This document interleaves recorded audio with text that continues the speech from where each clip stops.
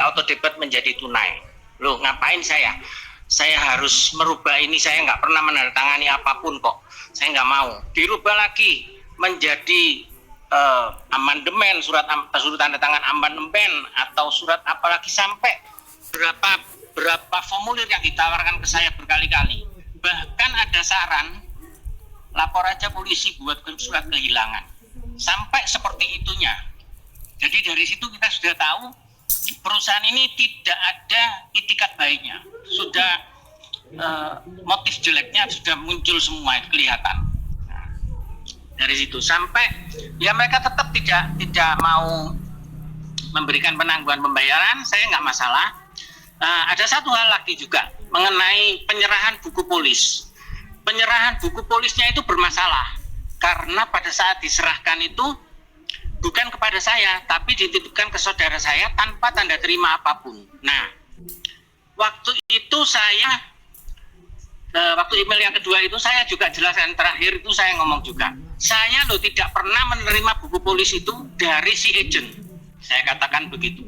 Padahal saya ada terima, tapi tidak secara langsung, dia titipin ke saudara saya.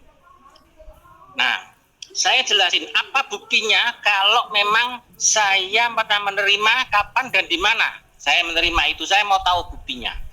Mereka tidak bisa menjawab dan mereka juga tidak mau menelusuri lebih lanjut, padahal itu penting seharusnya. Padahal saya sudah menantang itu, buktikan bahwa saya pernah menerima buku itu. Mereka tidak punya bukti itu, padahal seharusnya menurut aturan buku itu harus diterima dan ada tanda terimanya. Tapi saya katakan saya tidak pernah menerima, mereka pun juga tidak bertanya kepada saya atau menyelesaikan kasus ini. Loh, bagaimana mungkin buku itu harus sudah kamu terima seharusnya. Tapi mereka tidak melakukan itu. Mereka hanya berusaha berputar-putar sampai, wah kami sudah berusaha mencari si agent sampai 1 minggu lebih itu. Kami tidak dapat menghubungi si agent. Saya jawab sangat mustahil perusahaan induk tidak dapat menghubungi agennya. Nah, sampai sebegitunya.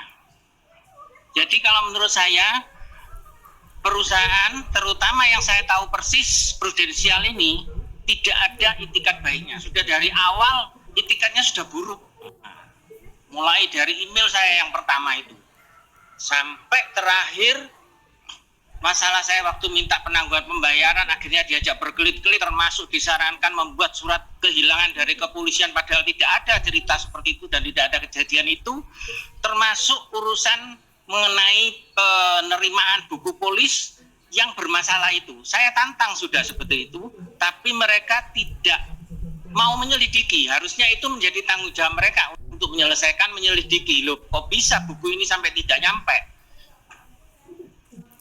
Ya, kira-kira seperti itu mungkin. Ya, cukup Pak.